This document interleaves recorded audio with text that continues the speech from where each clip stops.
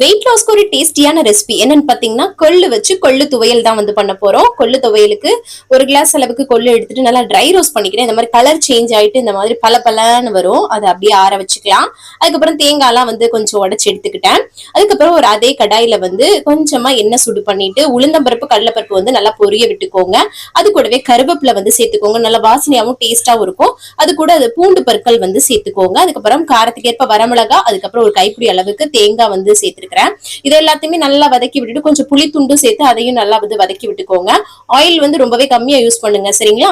அவ்வளவுதான். இதெல்லாமே அப்படி கம்ப்ளீட்டா ஆற வச்சுட்டு அதுக்கப்புறம் நம்ம கொள்ளும் ஆற வச்சிருந்தோம், அதை மிக்ஸி ஜார்ல சேர்த்துட்டு இதை நம்ம வதக்கி வச்சிருக்கோம்ல அதையும் மிக்ஸி ஜார்ல வந்து மொத்தமா ஆட் பண்ணிட்டு பெருங்காயத்தூள் வந்து சேர்த்துக்கோங்க. அது கூடவே உப்பு சேர்த்து இதை வந்து ஃபர்ஸ்ட் கொரப்பா அரைச்சிட்டு அதுக்கப்புறம் தண்ணி சேர்த்து இந்த மாதிரி துவையல் அரைச்சிட்டீங்கன்னு வச்சுக்கோங்களேன், டேஸ்ட் ரொம்ப நல்லா இருக்கும். குழந்தைங்களுக்கு கூட அப்படியே பரட்டி கொடுக்கலாம்.